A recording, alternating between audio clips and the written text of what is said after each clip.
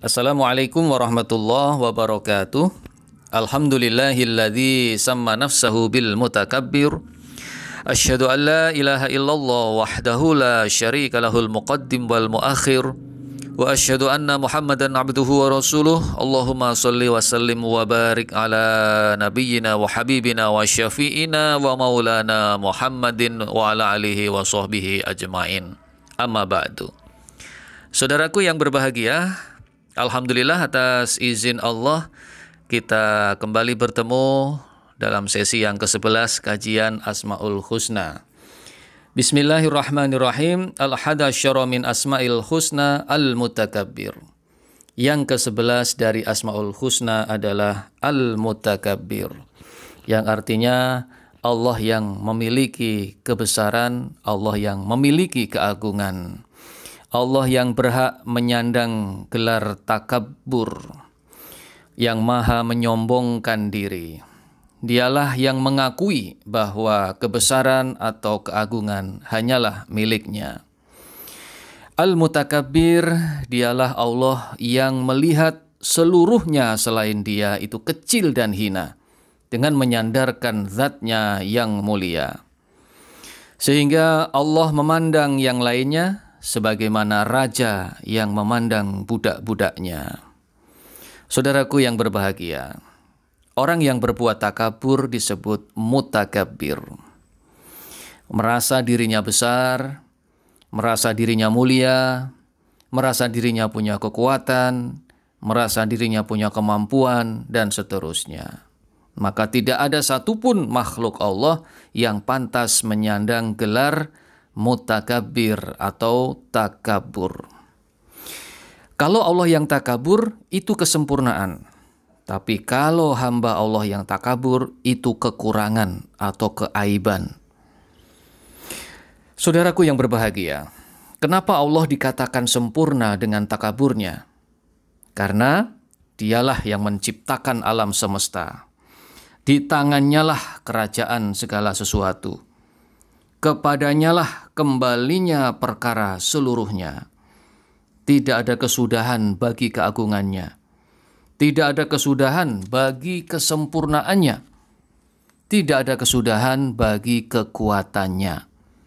Dan bila dia menghendaki sesuatu, hanya tinggal mengatakan kun, maka jadilah sesuatu itu.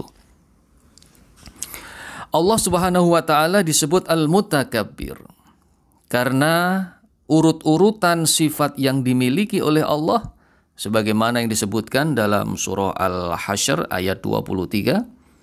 Huwallahu alladzi la ilaha illahu al-malikul qudusus salamul mu'minul muhaiminul azizul jabbarul mutakabbir. Nah, jadi urut-urutan sifat Allah dalam ayat tersebut memberikan isyarat bahwa yang berhak menyandang nama mutakabbir itu harus yang memiliki nama-nama pendukung sebelumnya. Mesti Al-Malik, harus memiliki sifat Al-Qudus, As-Salam, Al-Mu'min, Al-Muhaimin, Al-Aziz, Al-Jabbar, barulah pantas menyandang gelar Al-Mutakabbir.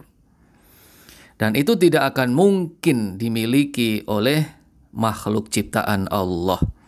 Sehingga hanya Allah yang berhak menyandang nama Al-Mutakabbir. Ketika ada manusia yang takabur atau mengaku sebagai mutakabbir, maka itu aib. Ketika ada manusia yang takabur, maka akalnya sedang tidak sehat. Akalnya sedang tidak sempurna. Makin sehat akal seseorang, makin jauh dia dari takabur. Makin memiliki dia sifat tawadhu. Makin bodoh akal seseorang, semakin dia merasa dirinya besar, merasa dirinya kuat, merasa dirinya pintar, dan itulah takabur. Manusia yang takabur hanya akan menunjukkan kebodohan dirinya. Nabi Muhammad SAW bersabda, "La yadkhulal jannah man kana fi qalbihi mithqala dzarratin atau mithqala habbatin minal kibriya." Tidak akan masuk surga bagi seseorang yang di dalam hatinya ada kesombongan, walau sekecil semut, walau sekecil biji sawi. Wa man takabbara wadha'ahu Allah, kata Nabi, siapa yang merasa dirinya besar, maka Allah akan hinakan dia. Allah akan datangkan orang lain yang akan menghinakan dirinya. Contoh kisah-kisah pada zaman dahulu seperti Raja Namrud yang begitu sombong dan angkuhnya. Akhirnya Allah datangkan Nabi Ibrahim yang menghancurkannya. Fir'aun yang begitu sombong dan angkuhnya, Allah kirimkan Nabi Musa untuk menghinakannya. Abu Jahal, Allah kirimkan Nabi Muhammad SAW untuk menghinakannya. Raja Jalut, Allah kirimkan Tolut untuk mengalahkan dan menghinakannya. Manusia-manusia pada umumnya yang merasa takabur, merasa sombong, Allah kirimkan penyakit, Allah kirimkan virus, Allah kirimkan segala macam yang menghinakannya.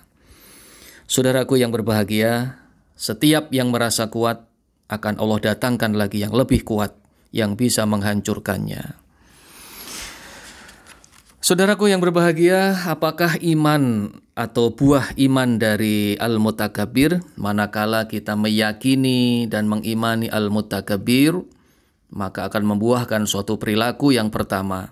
Kita akan memiliki sikap tawadhu atau rendah hati. Man tawadhu'a rafa'ahullah. Barang siapa yang tawadhu, maka Allah akan mengangkat derajatnya. Merasa hina, kita akan merasa rendah, merasa hina di hadapan Allah, merasa bukan apa-apa di hadapan Allah, dan merasa bahwa diri kita tidak lebih baik daripada orang lain. Kemudian buah yang kedua dari iman kita kepada al-mutakabbir adalah kita akan selalu ringan menjalankan ketaatan, karena kita mampu menganggap semua urusan dunia itu kecil dibandingkan dengan urusan Allah. Kita akan ringan menjalankan sholat, menjalankan ibadah puasa, ibadah haji, sedekah, dan kebaikan-kebaikan yang lain. Karena kita merasa bahwa segala urusan yang berhubungan dengan Allah itu lebih besar daripada urusan-urusan dunia. Kalau pada zaman dahulu ada yang namanya perang melawan musuh-musuh Allah, maka orang-orang yang beriman menyeru Allahu Akbar, Allah Maha Besar, sehingga dengan kalimat itu membuat musuh-musuh Allah menjadi kecil. Kemudian yang ketiga, buah dari iman kita pada al-mutakabbir adalah kita akan selalu melihat, memandang selain Allah semuanya kecil. Tidak ada yang bisa dijadikan sandaran. Walau dia raja, walau dia presiden, walau dia konglomerat, walau dia pendekar, walau dia apapun, tidak akan bisa dijadikan sandaran karena semuanya kecil dibandingkan dengan Allah al-mutakabbir. Saudaraku yang berbahagia, itulah penjelasan singkat dari Asmaul Husna yang ke-11 al-mutakabbir. Semoga Allah meridhoi. Wassalamualaikum warahmatullahi wabarakatuh.